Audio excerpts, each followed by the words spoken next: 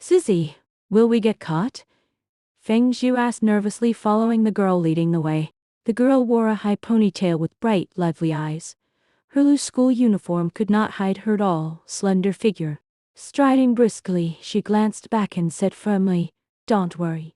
Feng Zhu nodded hesitantly. "This is the spot."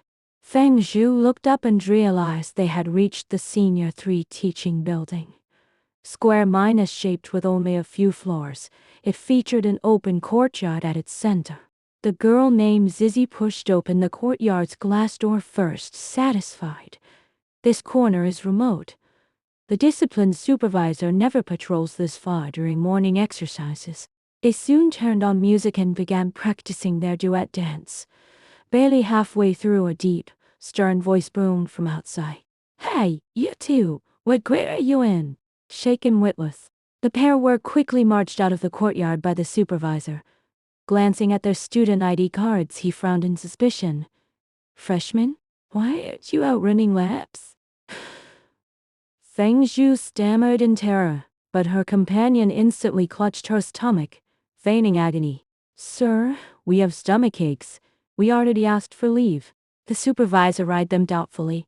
"Then what are you doing wandering around the Senior 3 building?" He turned toward the shade, softening into a warm smile. "Yanlin Xu, come here please." At the sound of the name, the ponytail girl tensed. A tall boy stepped slowly from the shadowed corner by the window. Wearing glasses with a cold, calm expression, he closed his vocabulary book and walked over reluctantly. "Were you studying here just now? They claim they're unwell. Is that true?" Yanlin Xu of Class 1, Senior 3, was the top science contender for the provincial college entrance examination champion, highly regarded by every teacher. Feng Zhu stared at him pleadingly, while Zhang Zhuyanji's face clouded with unease. "I cannot speak for their health," Yanlin Xu replied listlessly, glancing inferently at the ponytail girl. "But they certainly danced with great agility a moment ago." "Wearing an I- told -U-, so look," the supervisor snapped, "deduct class points. Write self-criticisms, and apologize at the Monday assembly." Proud of catching the truant students, he left in high spirits. Yanlin Xu shot the two timid girls a lazy glance and prepared to leave. Suddenly, someone tugged hard his uniform jacket, yanking the zipper wide open with a harsh rip. "Yanlin Xu, did you have to sabotage me?" Frowning, he pulled his jacket free. "I only told the truth." "You skipped morning exercises too," she retorted stubbornly. "I was assisting a teacher with work." He zipped his coat neatly, his light gaze settling on her. "Zhang Zhuing, more exercise is good for your health." With that, he turned and left. Zhang Ziying clenched her fists in rage. Feng Zhu asked curiously, "Izzy, are you close to the top scholar?" Zhang Ziying gritted her teeth. "Not close. Just acquainted for 16 years. Second, faded rivals. Zhang Zhiyanji's mother and Yanlin Shu's mother had been best friends for decades. They were childhood sweethearts, raised side by side from a young age. Yet Zhang Ziying had never cared for the so-called elder boy. They had fought constantly as children, squabbling over every little thing. She headstrong, him stubborn. Growing older, they drifted further apart. She found him cold, aloof and withdrawn, and her teenage pride made her ignore him entirely. After entering the same high school, she always pretended not to see him in the halls. She never imagined their first real interaction would end with such an embarrassing punishment. On Monday, Zhang Ziying, Feng Zhu, and other truants lined up to deliver public apologies. Her gaze drifted to the Senior 3 crowd, locking onto his tall, straight figure. He kept his head down, absorbed in his book, completely indifferent to the commotion on stage. Burning with anger, Zhang Ziying swore never to speak to him again. But promises were always easy to break. That weekend, she slept in late and wandered into the living room. Her mother mopped the floor, narrowly missing her slippers. "Hurry and tidy your room. We're having guests soon." Unbothered, Zhang Ziying planned to wash her hair and go shopping with Feng Zhu. Mid-shower, the doorbell rang. She heard a gentle female voice greeting her mother, followed by a familiar youthful tone. Auntie, Uncle, thank you for having me. It's no trouble at all. You can stay with us and tutor Izzy in your spare time. Zhang Zhiying bolted out of the bathroom, coming face to face with the guests. The elegant lady in butter yellow was Aunt Lin, and behind her, dragging a suitcase, stood Yan Lin Shu. Covered in shampoo bubbles, she glared at him until stinging suds dripped into her eyes. Out, she yelped, rushing back to the bathroom. An awkward silence fell in the hallway. Her mother laughed nervously. CZS always so messy. Nothing like the steady, sensible Lin Shu. At the sight of her ridiculous appearance, Yan Lin Shu let out a quiet laugh. Once cleaned up, Zhang Xing listened to their conversation. Yan Lin Shu's father had been transferred to another city for work, and his mother would accompany him for an extended stay. As a senior 3 student facing intense exam pressure, Yan Lin Shu could not move away. With few local relatives, Aunt Lin had arranged for him to board temporarily at the Zhang household. They argued politely over living expenses, and Zhang Ziying interrupted their formalities to head out. Calm on the surface, her heart was in chaos. She stared at his suitcase by the door, then at the boy sitting quietly on the sofa.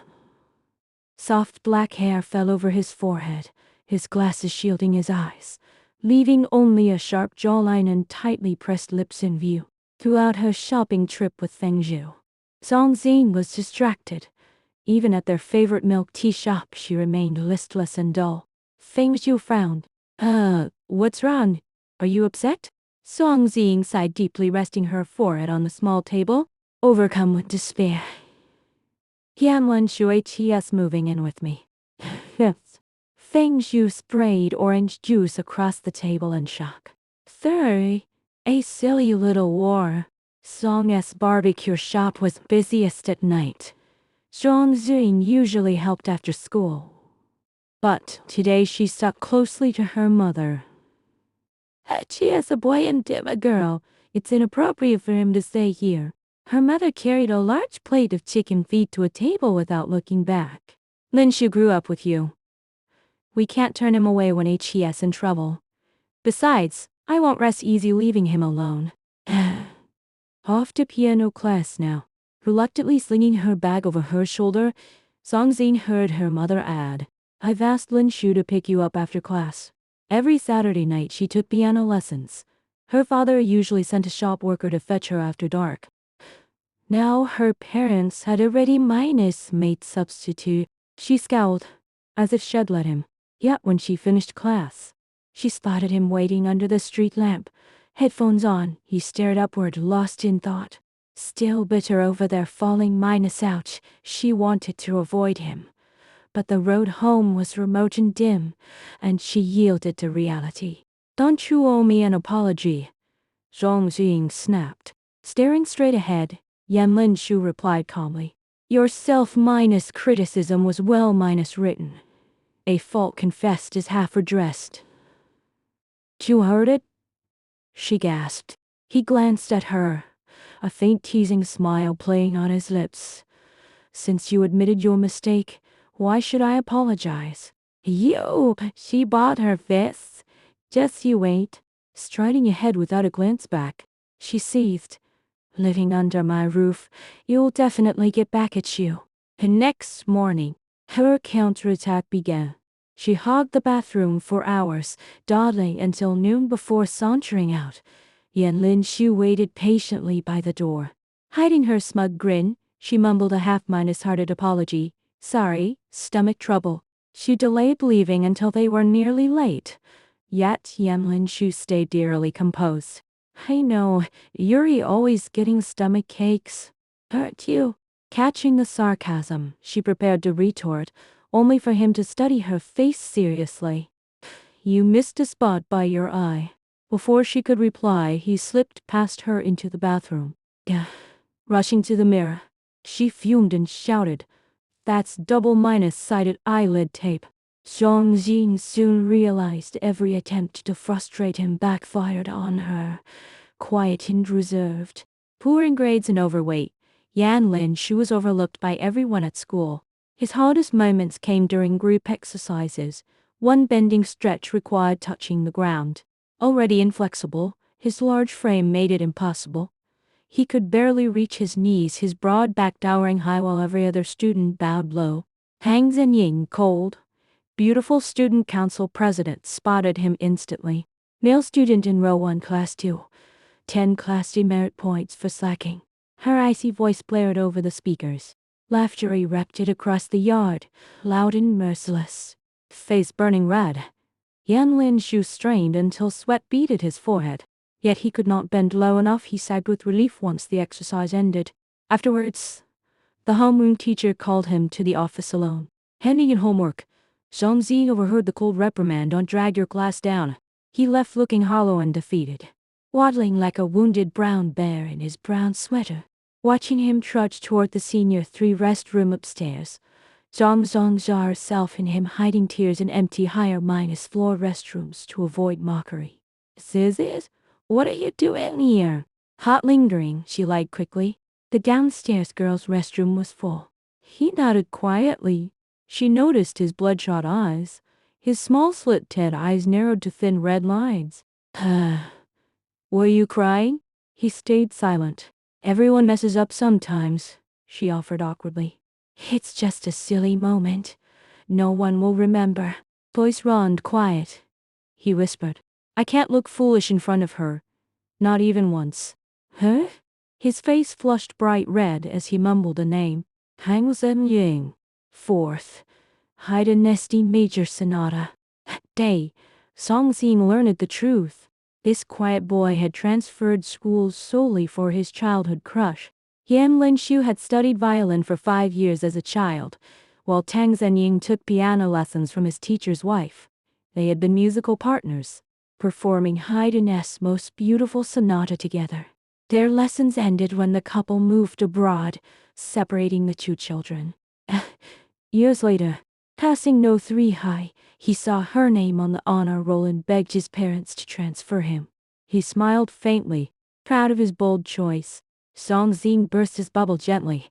She doesn't seem to remember you. I was always like this, he mumbled, small and defeated. Moved by his sorrow, she blurted out. He'll help you.